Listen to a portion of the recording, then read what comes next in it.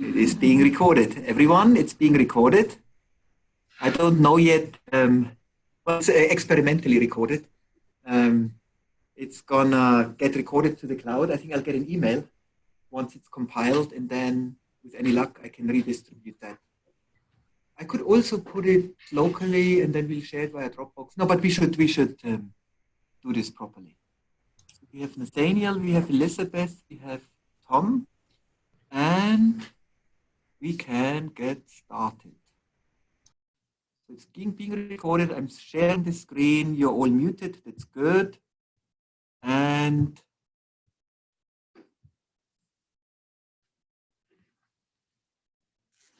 mechanism of learning in the auditory system.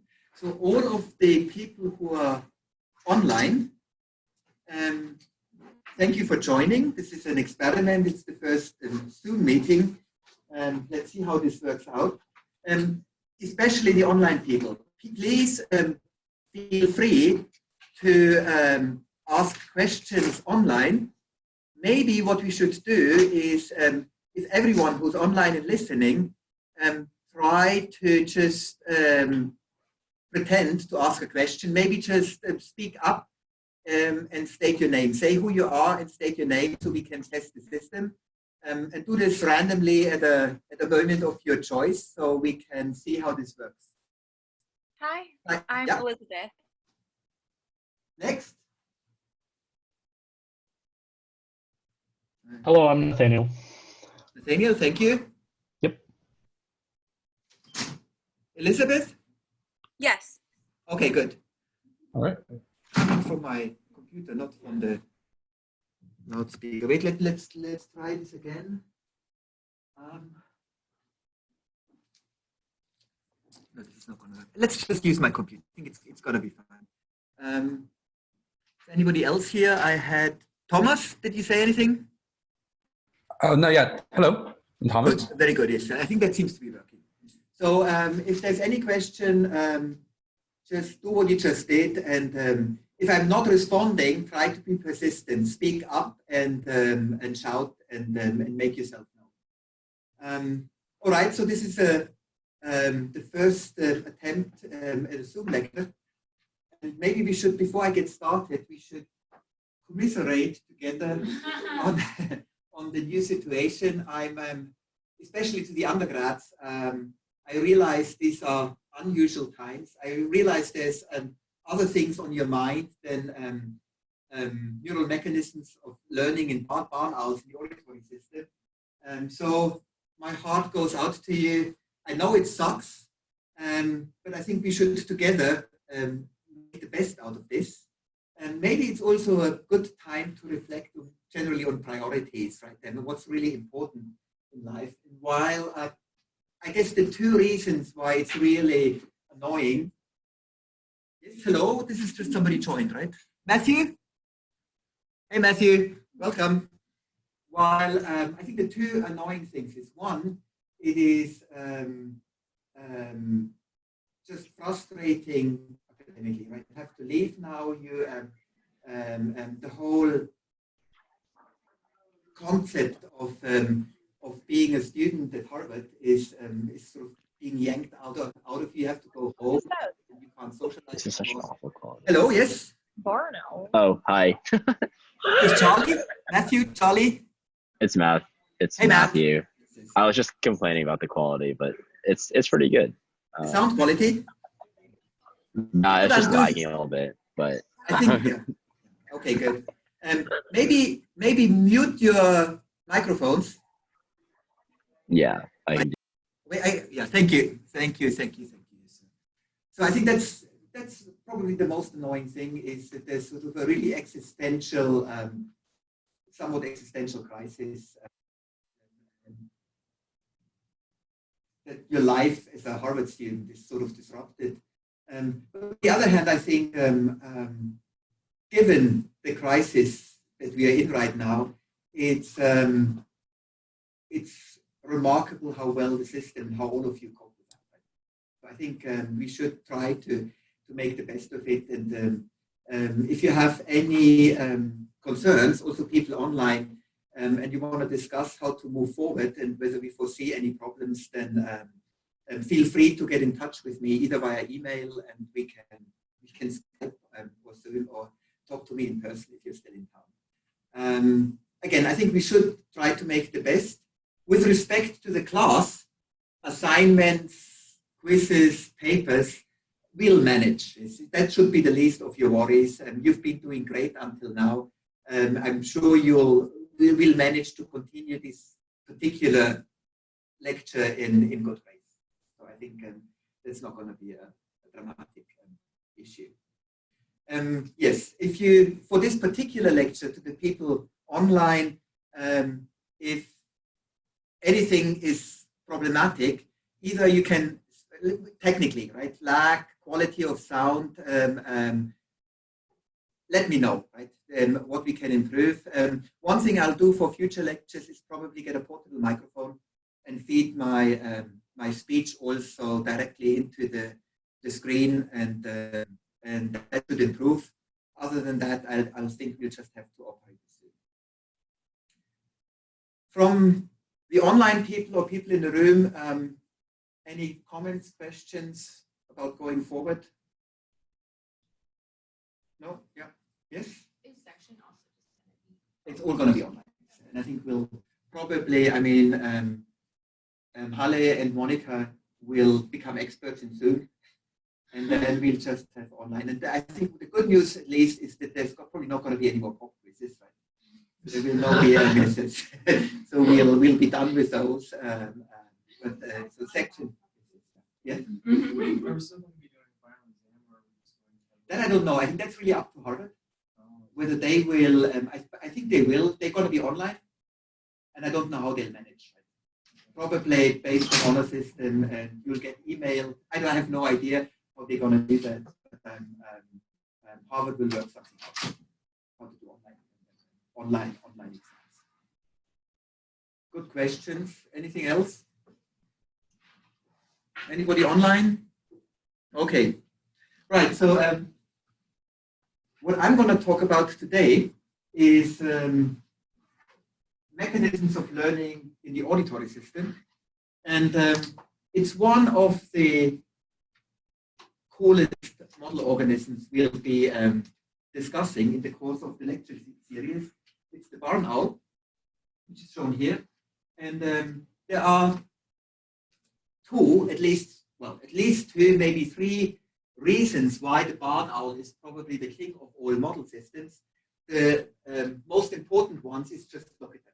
I mean, they are really amazing. They are almost mythical creatures, and they just look extremely cool. They are also somewhat cryptic. They live at night. They have, in mythology, they have a long history of being very wise, which I think is not true. I've talked to people who work with barn owls, and I think they're actually not the brightest bulbs in the chandelier. They are, so the sense of wisdom comes more like from the facial expression than the actual cognitive powers of barn owls. But they look amazing. What makes them actually really interesting is that they can hunt at night and during the day. They are exquisite hunters, and they rely on two modalities. A, on the eyes, they have very, very good vision. They can use vision to hunt animals, but they can also use the auditory system. So barn owls can operate in complete darkness, and they are very good hunters, and they have to be, because they found an physiological niche by limiting activities to the night, where other predators are not as much as large, certainly airborne predators. So they found this niche to sort of prey on animals like nocturnal animals that decided to restrict their activities to nighttime to escape from airborne predators. And barn owls have exploited that. So they need to operate in darkness, meaning without vision. And what they have evolved is an exquisite auditory system to localize prey without any visual assistance. So today's lecture is going to be focused on two elements. A, how does this work? Auditory system. How can you localize prey or sound sources entirely based on your auditory inputs? And that's a physics engineering question, a question based on first principles. How do you translate sound waves into localization in space? And the second thing is why barn owls are also very interesting model systems is because they, as I said, can rely on both vision and auditory information. And they use both in synchrony. And you can ask the question, what happens if the two modalities are at odds with each other? So if the eyes tell the owl something different than the ears, what's the owl going to do? And maybe more importantly, how does the brain react to that, and how does it realign the two systems? So this is the second and more prominent part of today's lecture. What happens if you misalign the two systems and ask the owl or the brain of the owl to retune both or one of these systems to match with the first one, right? That's why this is interesting. That's also why this is a mechanism of learning, because in order to realign those two systems, you need plasticity, you need instructive signals that come back. So this is a very interesting form of plasticity where you have to match now your auditory to your visual signals. And today's story is about A, showing that owls will do that, and second, what the neuronal mechanisms, the plasticity mechanisms are that underlie this remarkable ability to realign auditory systems to visual systems. Maybe importantly, this generalizes to any animal that faces this problem of having to align or having to cope with a misalignment of two auditory, two sensory information streams, where you need to recalibrate your sensory information streams based on each other. I think this is a universal global problem, and in the case of the owl, it's just very easy to study. All right.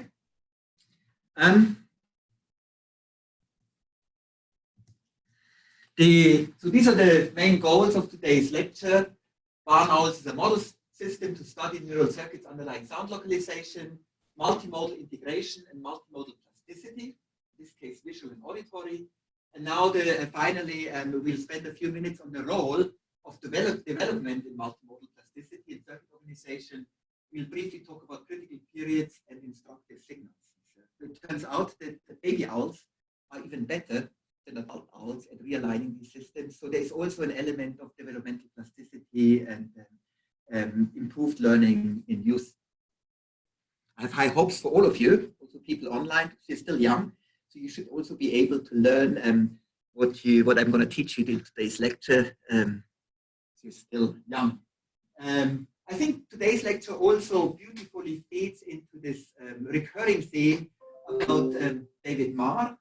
Somebody else joined? Yes, what was it, my problem? Yeah.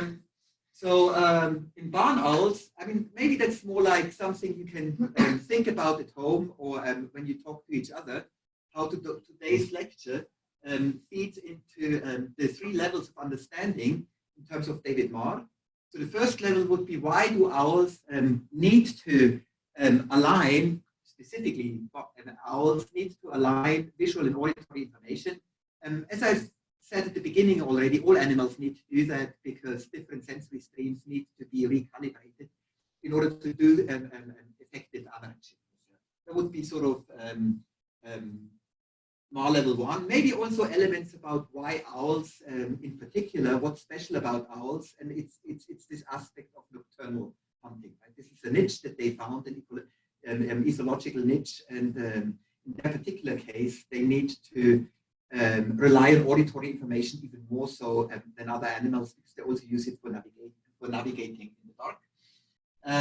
Representation and algorithm, we'll talk about this at great length. What's the nature of the input, especially with respect to the auditory system, nature of the input are sound waves that hit the ears.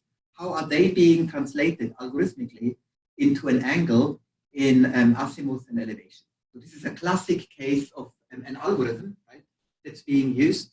And we'll move from the algorithm to the hardware implementation. How does the brain of a barn owl implement this algorithm of interoral time difference? That's what we'll see barn owls will do, and how they compute this interoral time difference to get out an angle, and how this is done actually with the hardware that's available to the owl.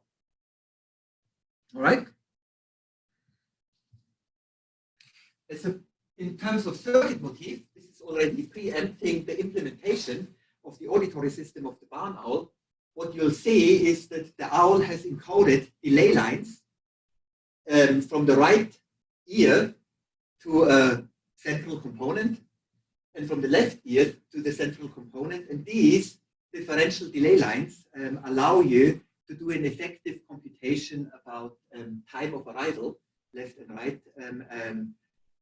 In terms of synchrony in the middle layer, I'm getting far ahead of myself. We'll spend at least 5 to 10 minutes to analyze this circuit in particular, but this principle of delay lines as a mechanism to convert temporal into spatial differences, time code into place code, is going to feature prominently in today's lecture. This is just a preview on a very elegant circuit implementation. And finally, the two people, I think, who deserve most of the credit for this story are Eric Knudsen, who is still very much active at Stanford.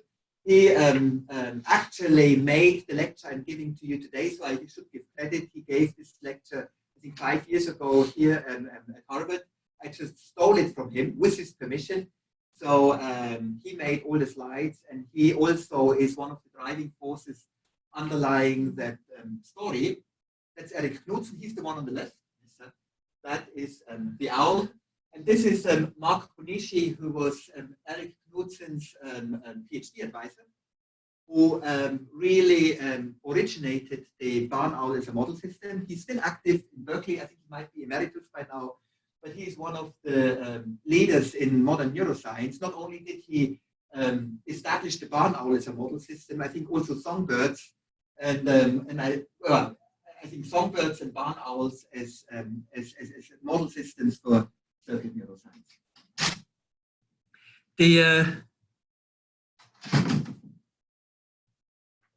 amazing thing, again, what barn owls can do, they can hunt in complete darkness. So this is a barn owl in Eric Knudsen's lab that's been photographed with infrared illumination.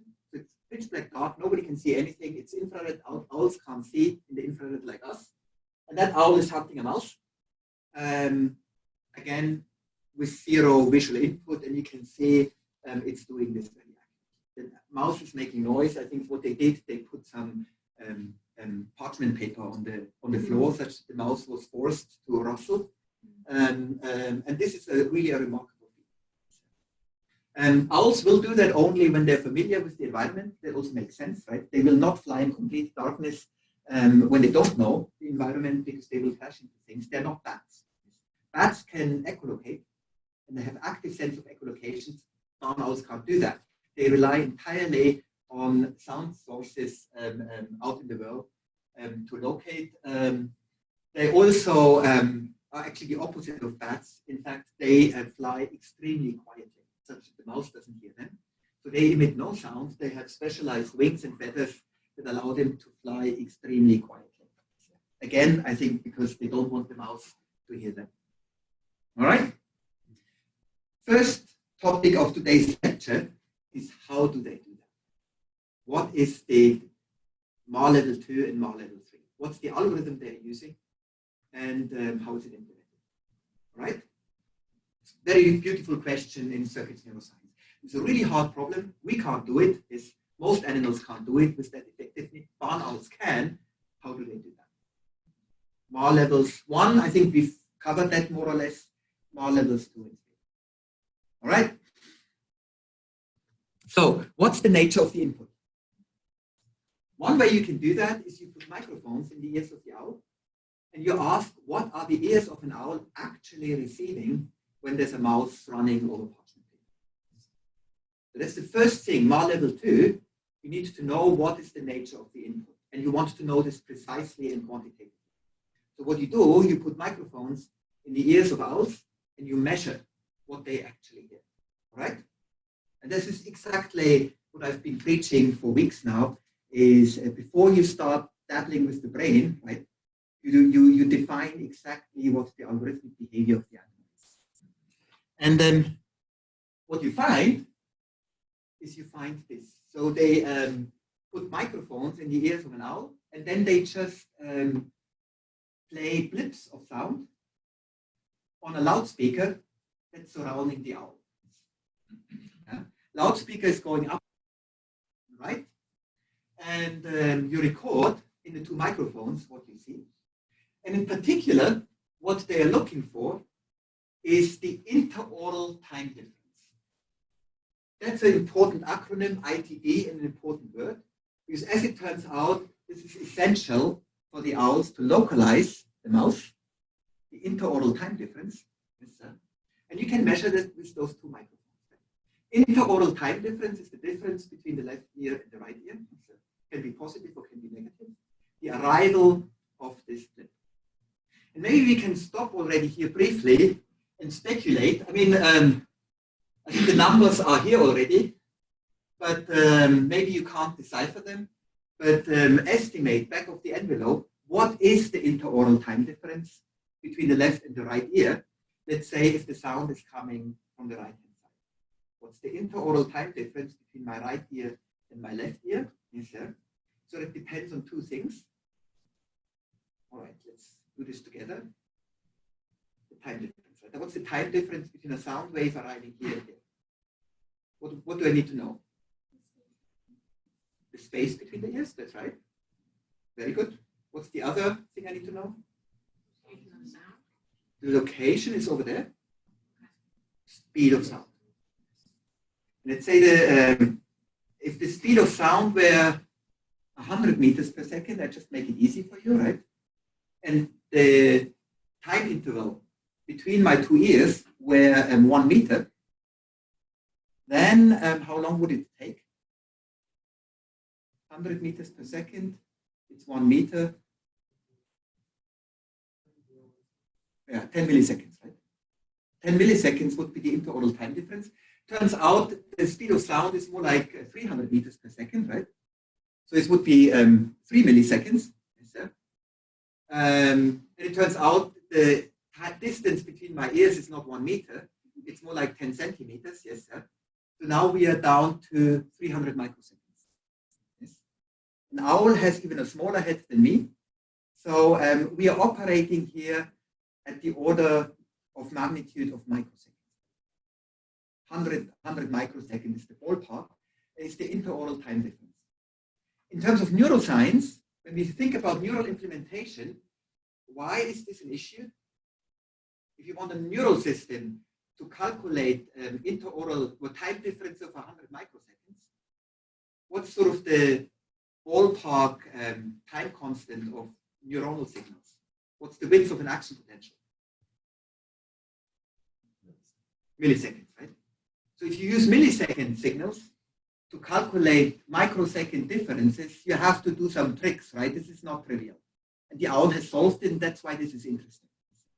In MAR level 2, right? I mean, this is an algorithm that can extract differences on the order of microseconds, tens of microseconds, with signals that are on the order of, that have uncertainties on the order of milliseconds. So that's why this is actually a really cool problem. And what's plotted here is if we move a loudspeaker now that emits blips along the, from the left to the right, and what's plotted here on this line is the interoral time difference between the left and the right ear in microseconds. So in the middle, the difference is 0 microseconds because the sound arrives at the same time. If we go to the right, then there's a lead on the right ear up to 100 microseconds, which matches our calculation. If we go to the left, we get a lead on the left ear, again, of about 100 microseconds. It's roughly symmetric, okay? When we move the loudspeaker up, then we get these weird distortions here, right? And that has something to do with the shape of the ears of the owl. And we'll talk about this in a moment. Right? So this up and down, these weird shapes are because the ears of an owl are not symmetric. And this is going to become important when we discuss how owls calculate the distance in elevation, not in azimuth. All right? All with me so far? So that's the nature of the input. What we have to figure out now, what do owls do with that information? This is just when you record the electronic blips on your microphone, right? And you compare the differences. Oh yes, sound straight ahead. Sound from the left, 100 microsecond left ear leading. So another anecdotal feature which turned out to be really useful for owl behavioral neuroscience is owls really can't move their eyes. They're just stuck. No, I have no idea why, but they can't, right? They have to move their heads when they want to change their gaze, which makes it really easy to read out where they're looking. We don't have to do any eye tracking. We can just look at the head and we know where the owl is looking. That's one really useful thing. The other really useful thing is when there's a blip somewhere, owls will look at it. So you can know how precise the behavioral output. So that's the nature of the output. Right? You play a sound somewhere and the owl will look at it. That makes sense. We all do that. Right? They will shift their attention and look at it. So that makes it really easy to do behavioral experiments. All right? That's what Eric Knudsen did. And here's the behavioral setup. Is you put an owl on a perch. You put a search coil on top so you can really measure precisely head movement. It's a magnetic coil in a weak magnetic field. So the induction current in the coil allows you to measure rotational movements of the head. Nowadays, we would probably move a high-speed camera and do machine vision to track the position of the owl. But this will work as well. Yes, sir. So that's the behavioral output. Is where's the owl looking? Up, down, left, right. And here is a loudspeaker, a target speaker, that can rotate around the owl, yes, left, right, up, and down. And the way this experiment works is you just move the speaker around and make blip, blip, blip, blip, blip, yes. And the owl is going, dup, dup, dup, dup, dup, dup, yes.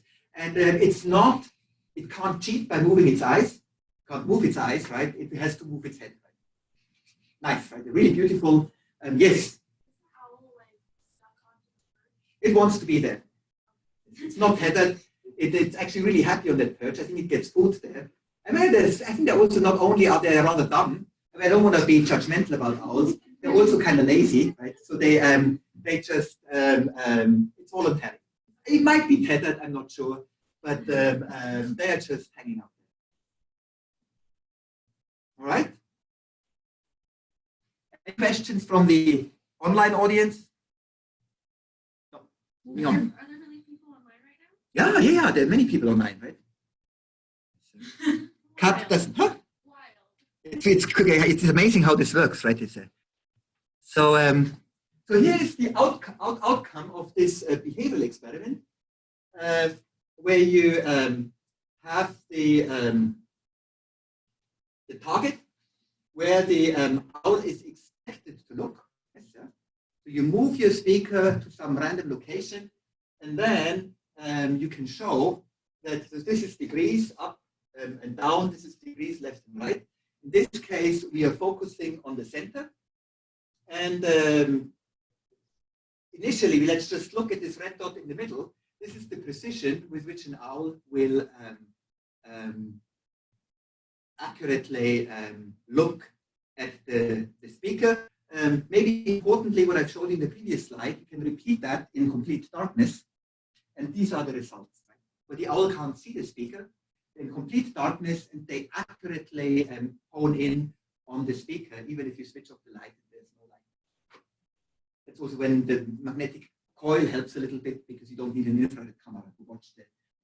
So they can do this in darkness, and it's amazingly precise.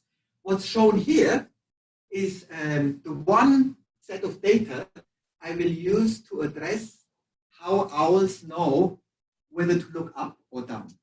The rest of the lecture is going to be how they can identify the position of the target in the azimuths, in the horizontal plane, yes, left, right.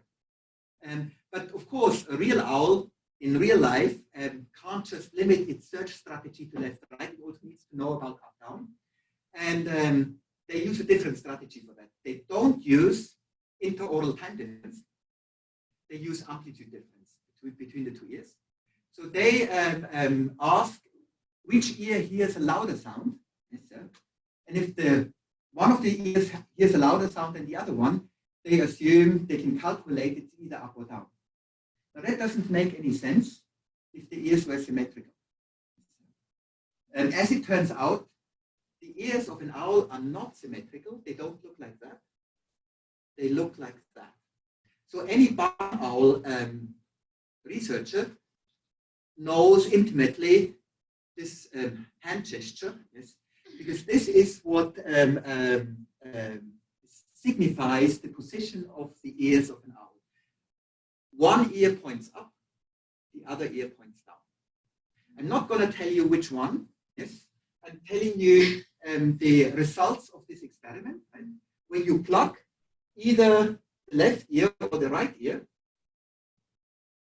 okay, and you can do a soft pluck or a hard pluck, meaning you change the amplitude of one of the two ears, either a little bit, make it a little bit dimmer, or make it a lot dimmer, and then the owl will make a mistake in the elevation, and that's what's plotted here. So maybe we can just, what you see already, if you use a hard pluck, they make big mistakes.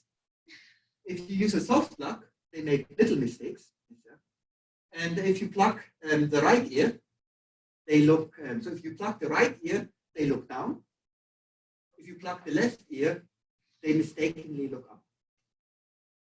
And now, I think we'll have a breakout session. The question is which ear is pointing up and which ear is pointing down. Right? So this is, you need some logic here, right? And I'm not sure how we're going to do that, whether I can have the online people also.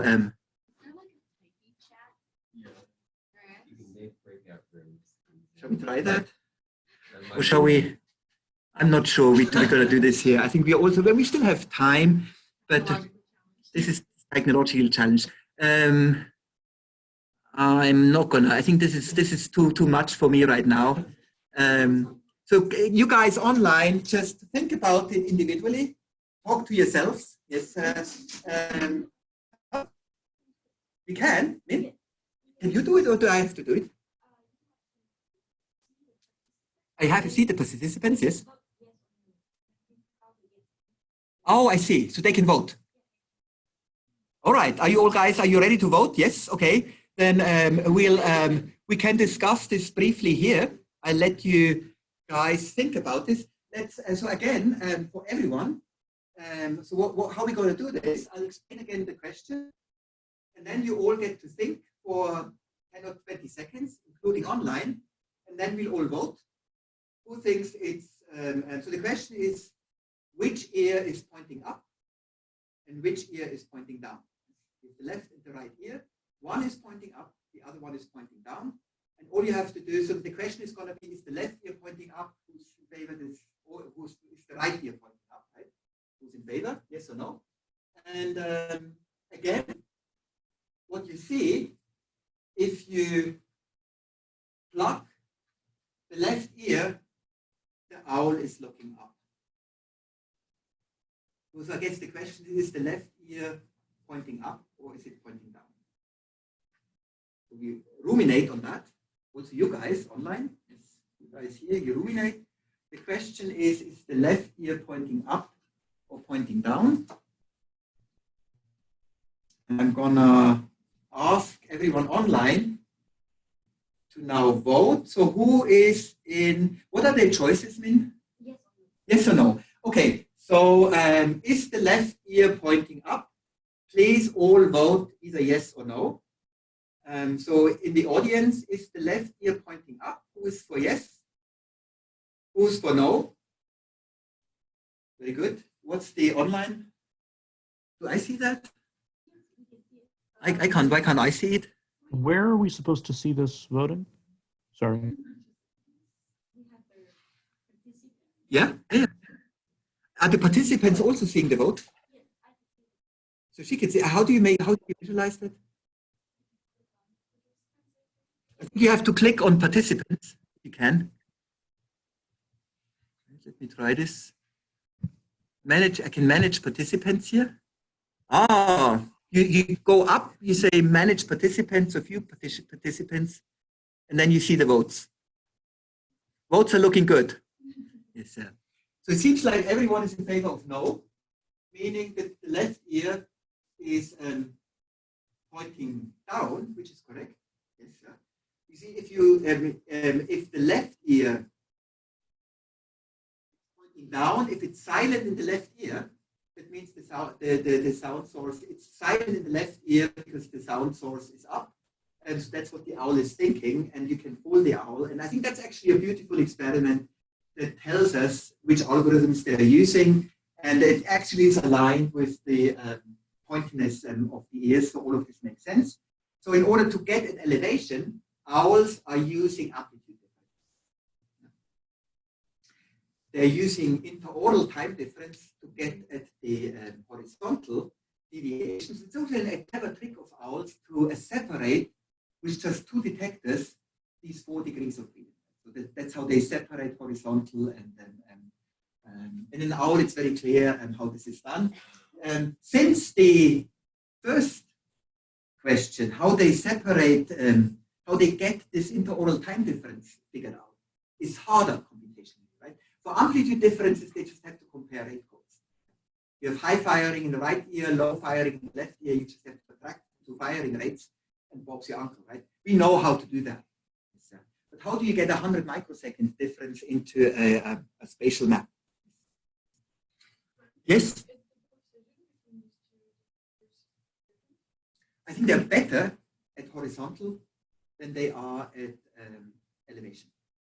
So they're actually, they have a higher precision in figuring slightly. I think about 2 or 3 fold better. And there's No, I don't think so. I think it's actually, I think it's more like an evolutionary reason that by optimizing amplitude differences, you run into a problem.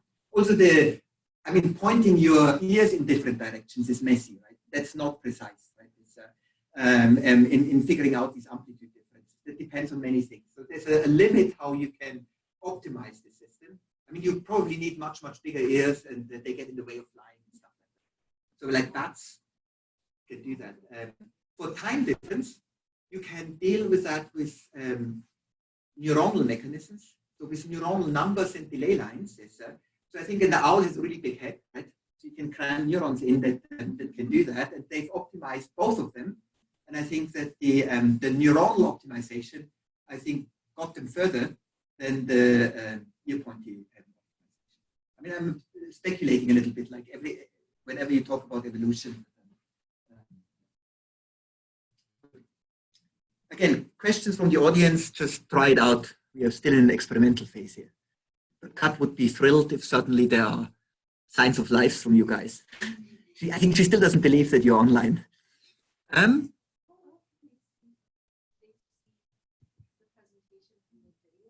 Oh, I share my screen. They see me in a little image on the side. I think didn't I? Oh yeah, no. Breakout session, which ear is pointing out? Right ear is pointing up.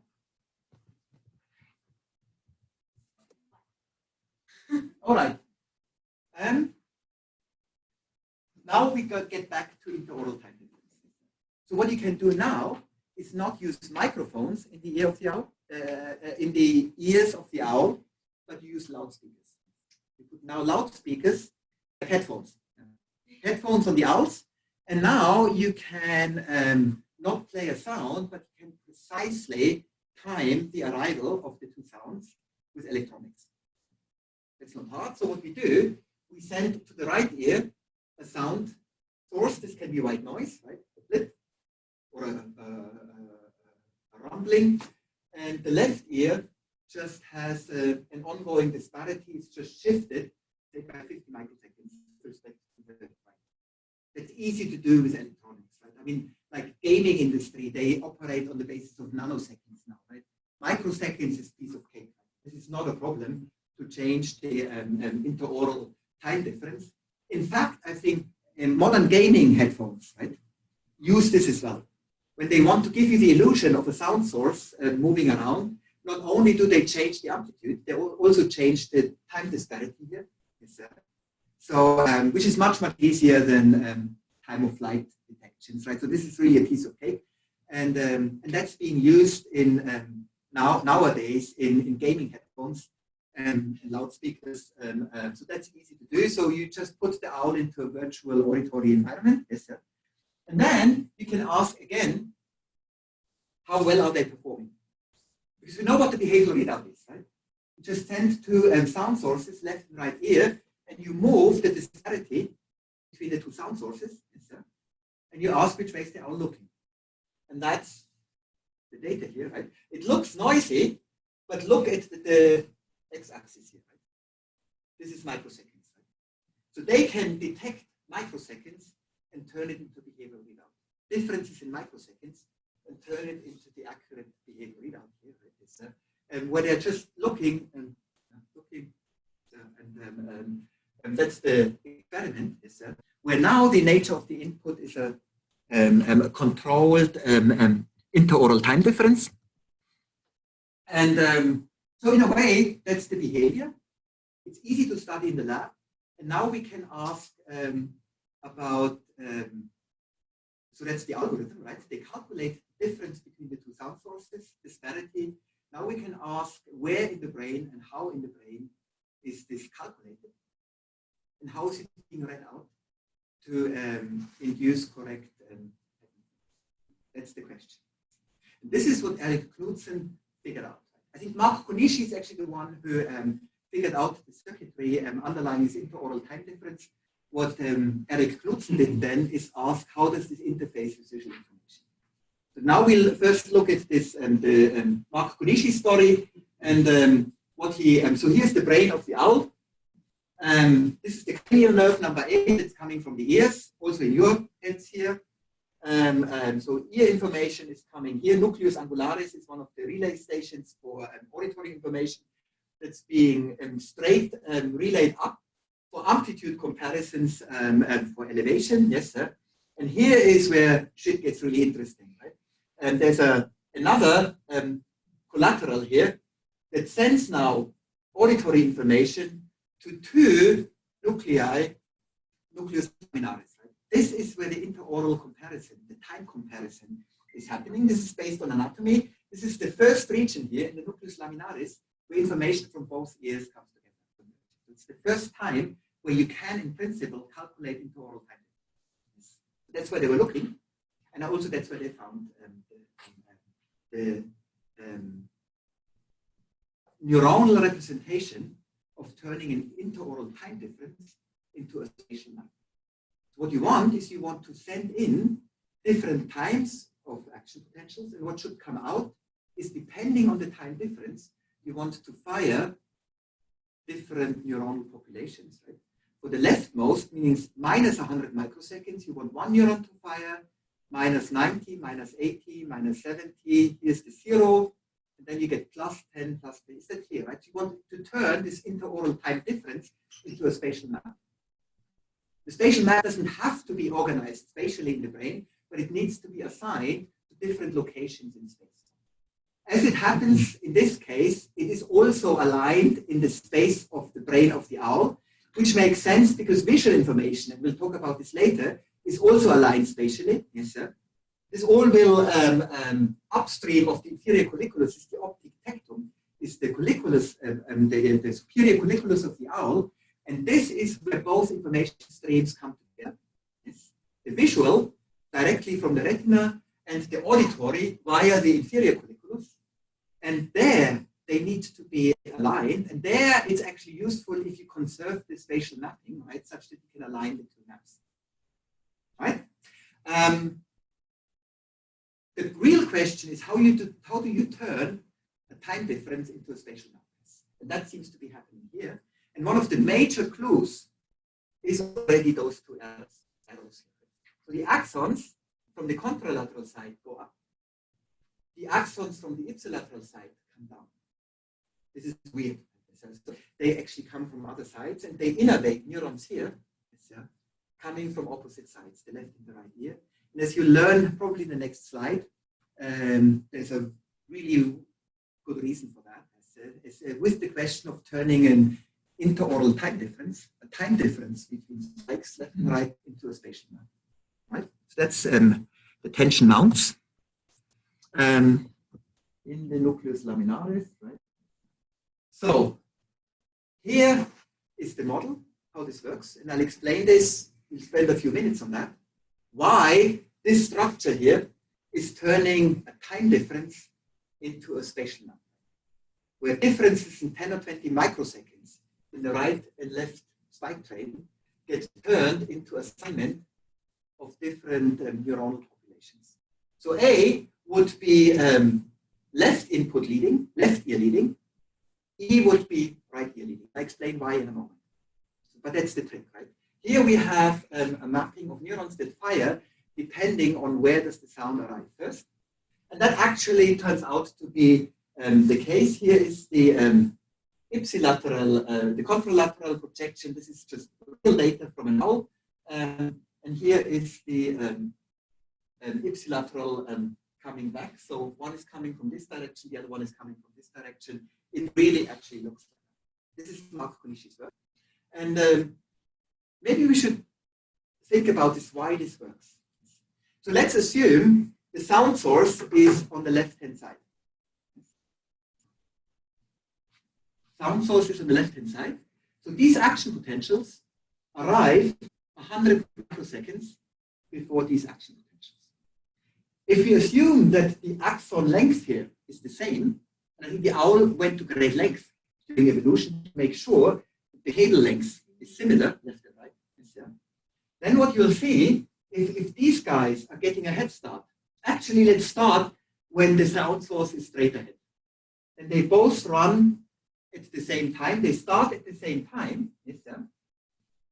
This one will arrive very quickly. This one will arrive too late. They will only arrive at the same time here at number C. This neuron will fire. So there's actually a few things you need to hypothesize for this cell. And we'll talk about this in a moment, right? Maybe together. What's the biophysical properties of these neurons that we need such that they are these precise coincidence detectors? It's not unlike the weakly electric fish, right? The precise coincidence detection. You only want the cell to fire when this spike and this spike really arrive within a millisecond or 2 milliseconds at the same time, right? If the jitter between the two spikes is larger, it should not fire. So one thing you need for this cell, the firing threshold, should be high enough that it will only fire if both inputs come at the same time. And then we'll discuss in a moment whether it should be a small cell or a big cell. We'll get to that. But before we get there, let's see what happens if the sound is on the left-hand side. Then this one will start early. When this one is here, this one will start a little bit later. So this has a head start. So the coincidence detection is now going to happen here and not here. Because these spike trains are starting earlier. They get a head start. Because this speaker is on the left-hand side. Is that clear? They come early, they come later. So now they will come together, not in the middle. They will come together here. If the speaker moves to the mouse moves to the right-hand side, then it's neuron E that will fire, and it's the only one that will fire, because this one will get a head start, so it can cover this distance quicker than this one, right, which is a late start. So are these big or small neurons?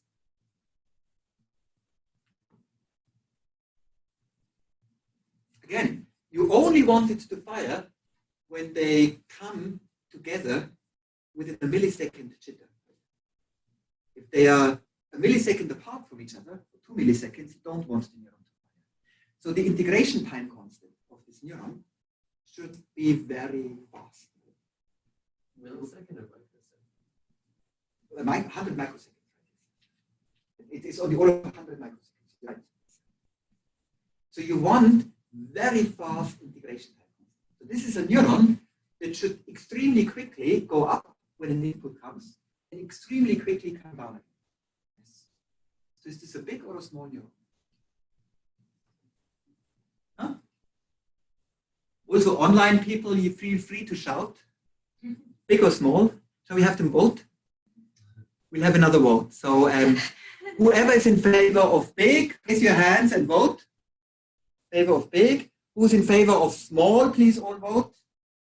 It is small. It is small because the integration time constant is the resistance and the capacitance of the neuron, right? So if it's small capacitance, it's an RC unit in engineering. So small capacitance, a small capacitor gets charged very quickly. The capacitance of a neuron is the thickness of the membrane times the surface of the membrane. Yes, sir. So you want small surface area for small capacitance. And so these are tiny neurons. That still doesn't get you to time constant of microseconds. It's a time constant of milliseconds. But how you deal with that is by smoothing and averaging. You have a bunch of these neurons, right? And you average over all of them, and then you get smooth and fast time constants, and then you can tune your system such that only when they arrive within a time constant of 10 or 20 microseconds will those neurons on average actually increase their firing. Small neurons, right, that are hard to, really difficult to record from, but you find them in anatomy, and we know with extracellular recordings that they actually tune their firing rate based on the respective arrival times of the two action potentials. It's elegant, right? It's clever, and they use delay lines, and they can really force the system down to a precision of 10 to 20 microseconds. Amazing. Implementation, MAR level 3. Yes, Rico. I think they're not. You don't want them to do that. The speed, you actually also want to slow down the propagation speed such that small differences can be reliably read out in error. It doesn't actually matter. They're not myelinated. All right? And now we can record from ICX neurons. So actually, we should remember the anatomy. Nucleus laminaris. This information is being relayed through the anterior part of the ventral nucleus of lateral lemniscus. This is just the relay station. Ignore that. Yes, sir. But it's being sent into the inferior colliculus, yes, sir, where information from the elevation part, which is relatively easy, that's just a subtraction, and the elaborate interoral time difference calculations are being combined. So now we can record in the external nucleus of the inferior colliculus and look at the receptive field properties of these neurons when we play sounds to the ears of the owl. And what we measure are these receptive field properties. We stick an electrode in the inferior colliculus and we play sounds to the owl. And here we get the firing rate of this one particular neuron when we change the loudspeaker up and down.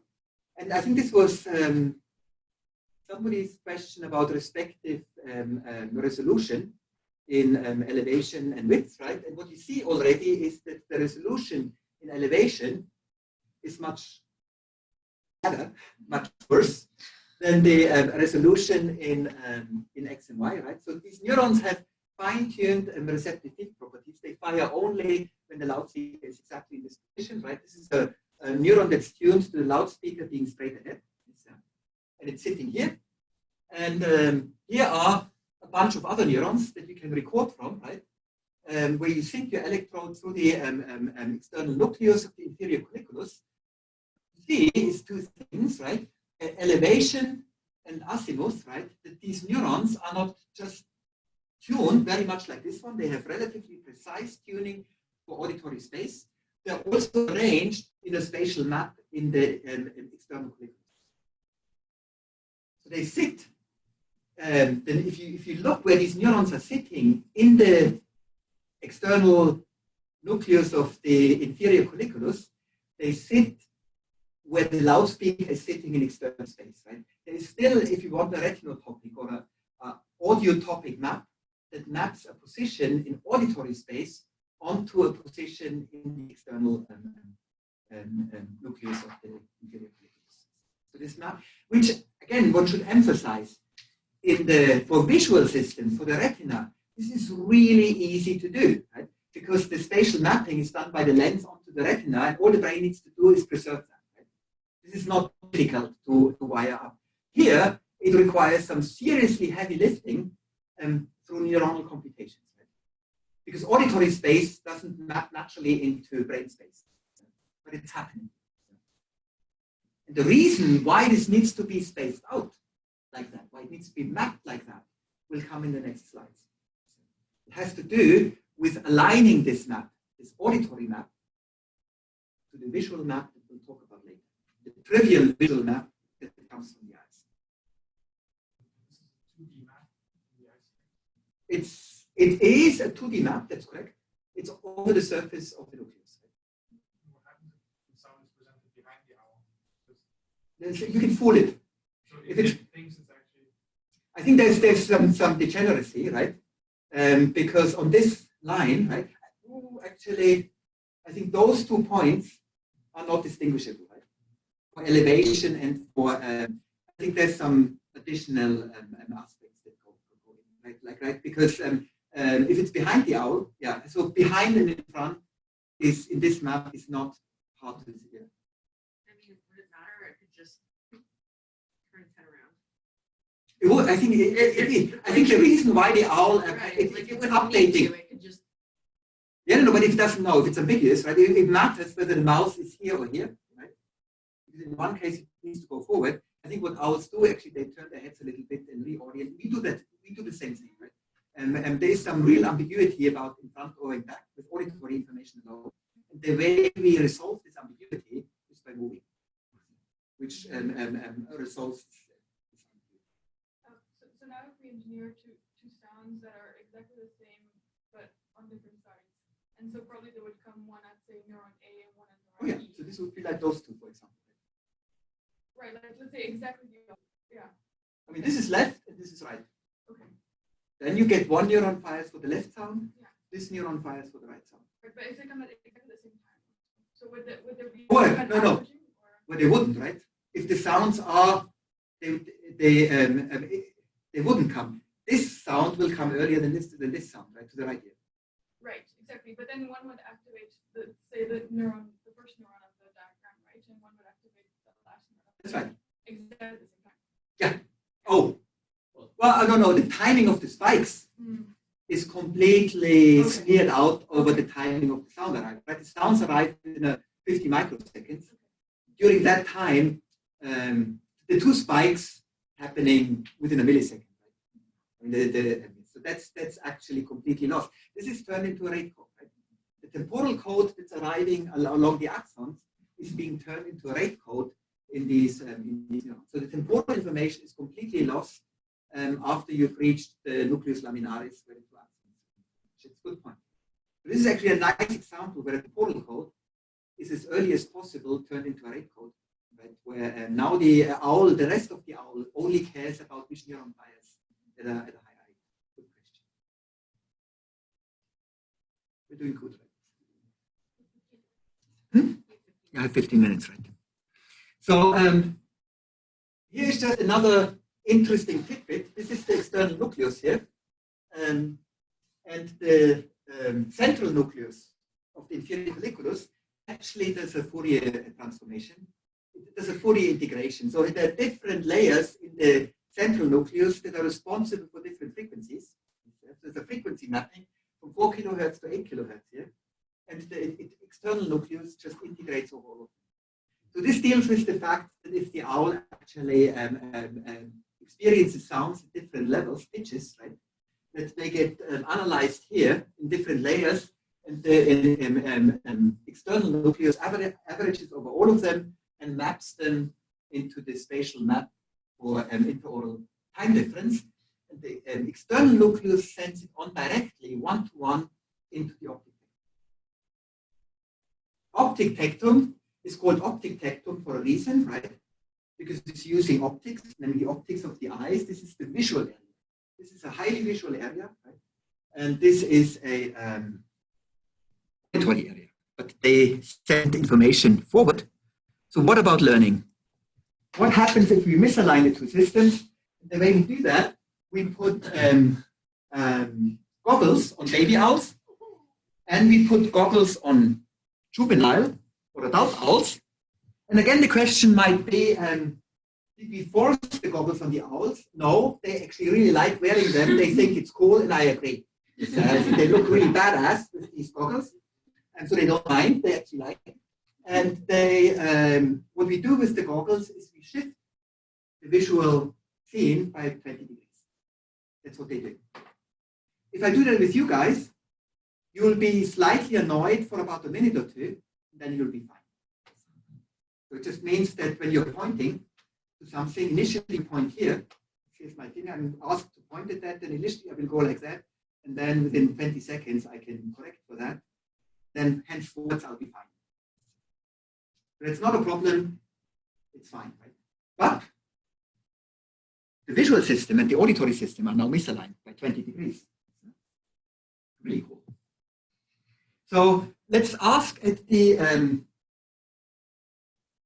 behavior first. If we put the prisms on the owl, then before we put on the prisms, the behavior of the owl is perfect, right? They just hone in exactly. All behavioral experiments, we know that. After the prisms,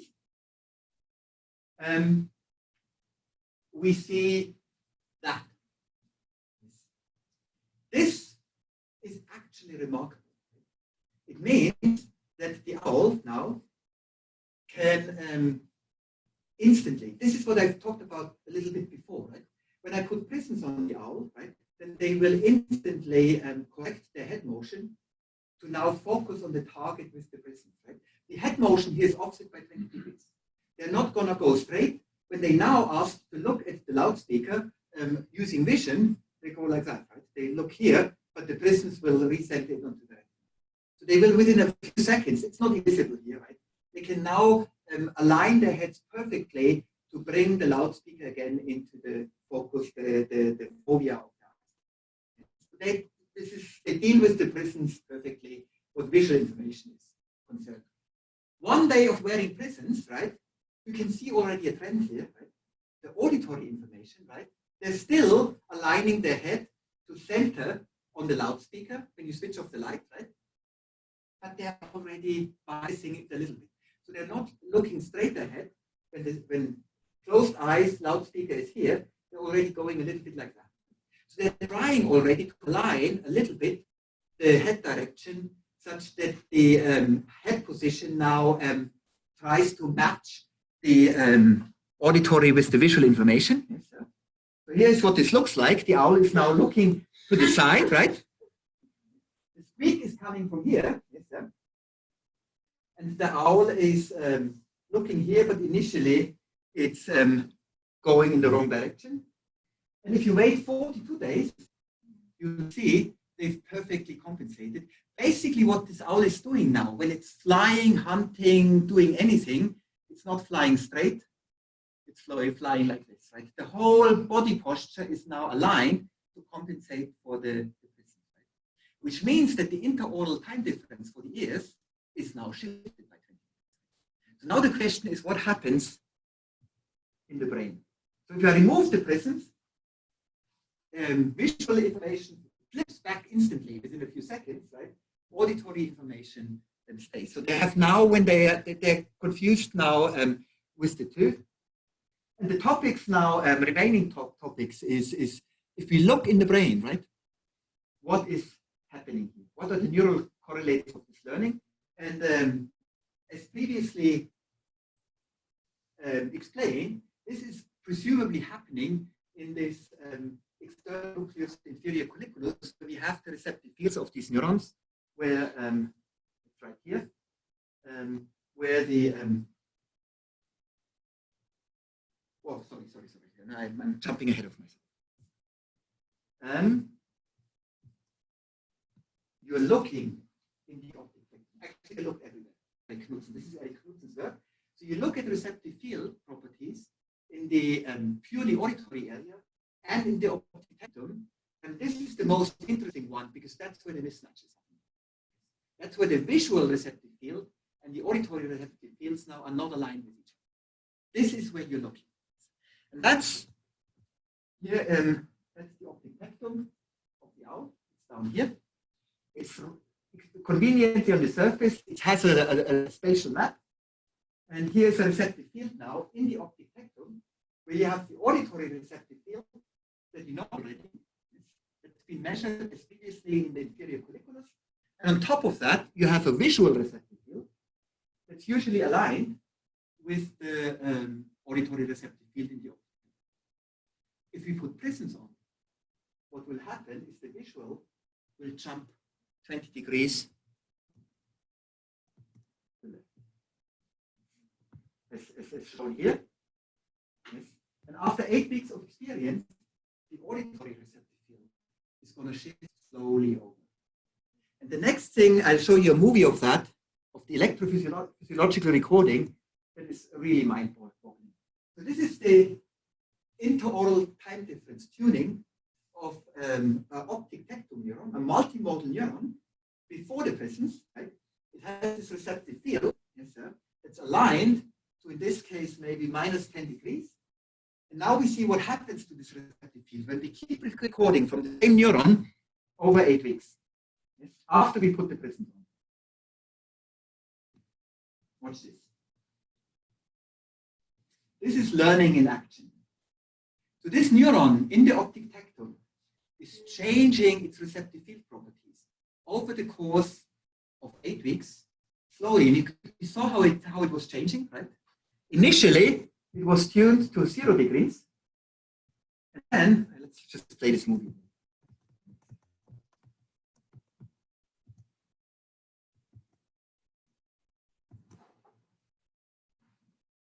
This is after 1 week, 2 weeks, 3 weeks, 4 weeks. This one's going down, this one's going up.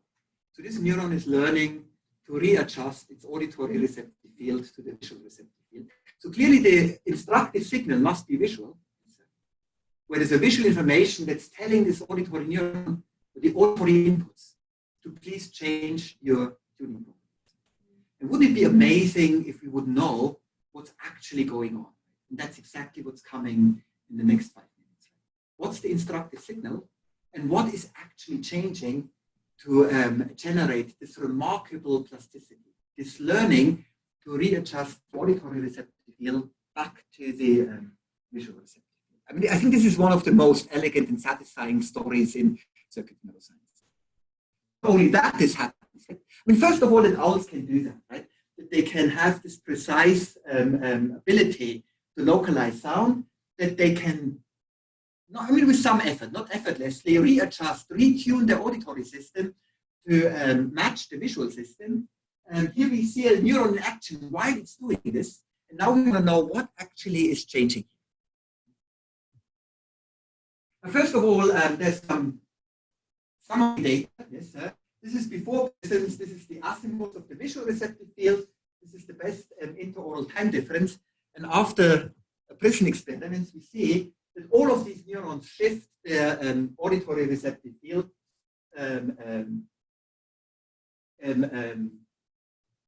along this axis, along the expected axis. It's not just one neuron. This is a whole bunch of neurons, right? Number of sites. And here is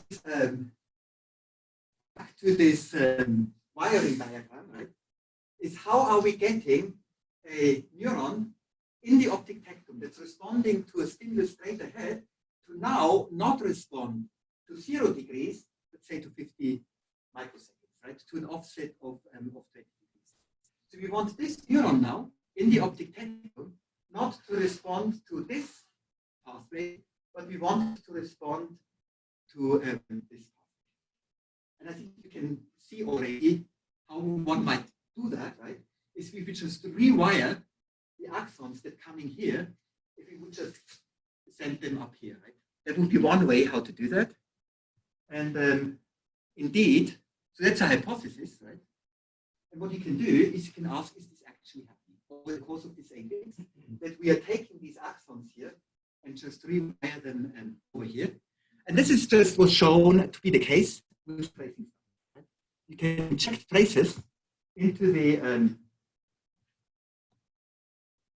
optic tectum, retrograde traces into the optic tectum, and see, well, initially I think you just inject a dye into ICX neurons, right? And then you see the axons going into the optic tectum.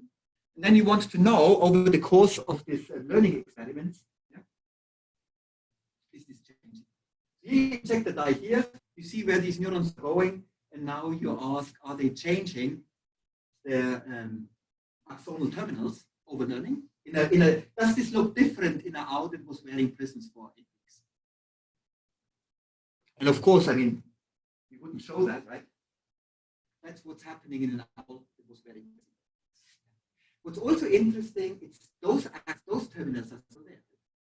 There is still a trace of the past experience, but there's now new synapses that have been generated here that allow this plasticity. This only works in juvenile owls, in teenage owls. If you do this in an adult owl, you don't really see much of that. They also don't learn to handle the presence.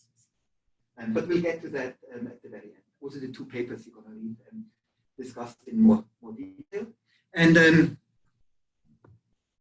this is a summary statistics. So these axons move over.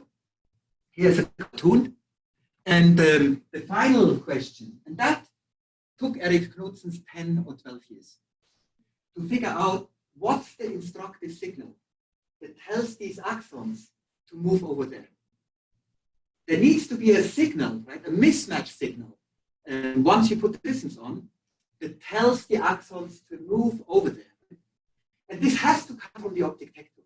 There needs to be an instructive signal that's going back from the optic tectum into the external nucleus here, right? In order to tell the axons where to go. And they've been recording for 10 years here in the external nucleus. They have never found a signal evoked by vision, a mismatch signal. 10 years. They didn't find it. After 10 years, they finally found it, and that's the first paper you'll be reading. What was the trick? To see. So record here, show flashes to the owl, and hope that you find a signal here. Yes, sir. And they couldn't. And then after 10 years, this is, I think, one of the papers that you'll be reading. It's about an instructive signal going back from the optic tectum. I think the title looks really daunting and boring, but now that you know what the challenge is, right? I'm sure you'll be reading it with thrilling interest. Yes.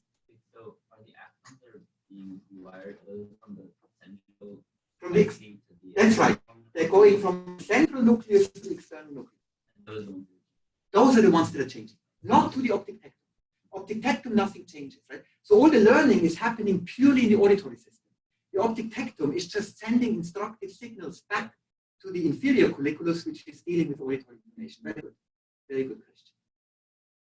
And now I'm just to share with you the this is the instructive signal. The preliminary work that was tantalizing but not conclusive is when we say, are there any axons going back from the optic tectum to the external nucleus?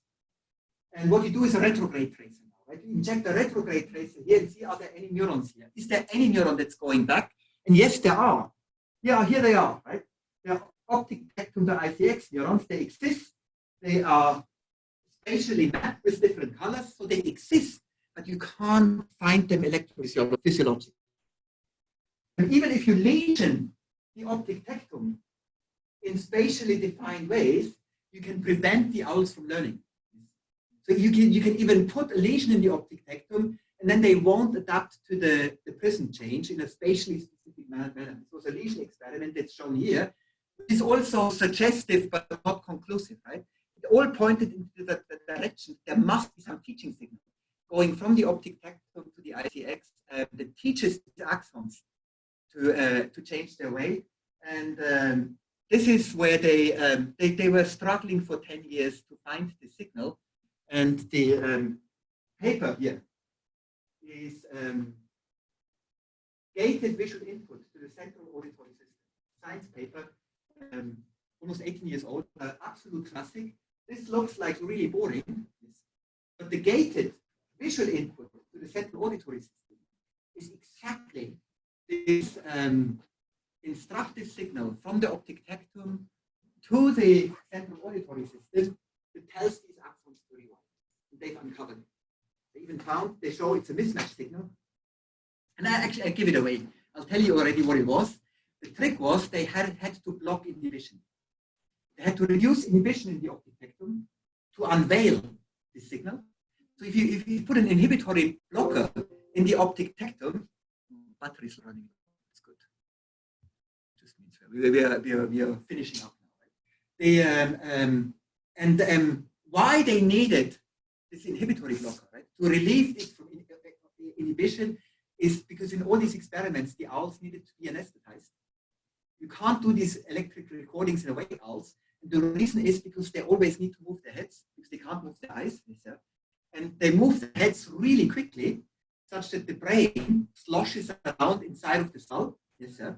This high rotational acceleration, such that when they move their head, right, then the skull moves first because that's where the muscles pull, and the brain follows with a slight lag, which is not a problem for the owl. I think that even happens in you guys. But if you mount an electrode on the skull and stick it into the brain, it's really bad, right? Because your brain will now tear on the electrode that's mounted to the skull. This is a really annoying problem that they still haven't figured out how to solve, right? That's one dirty secret about barn owls, but that's why they had to do these experiments in anesthetized owls. The idea is under anesthesia, this instructive signal is not getting back. So they had to do a trick with an inhibitory blocker. That's how they found it, yes, sir. That's this paper here. And this other science paper is where they, he's the sole and only author, Eric Knudsen, is where he checked how you can get adult owls to learn. So how do you teach an old dog new tricks? It's also, I mean, it's really, so capacity of assisting the adult owl auditory system expanded by juvenile experience. I think this is one of the most beautiful stories of plastic period and how you can get harness the plastic period of juvenile animals to teach old animals also to learn something. All right. I think we are done. Were there any more questions from? Yes.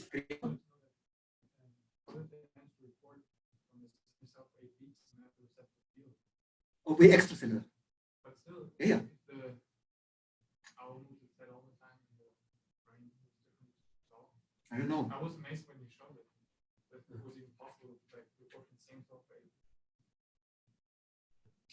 Not 100% sure, but it's the same cell, or whether it's just the population of neurons in that area.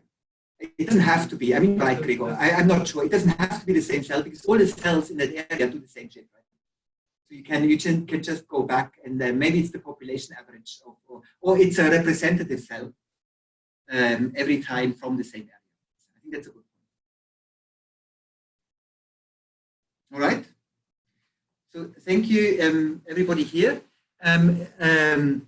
Guys online, thank you for listening. I hope many of you are still there.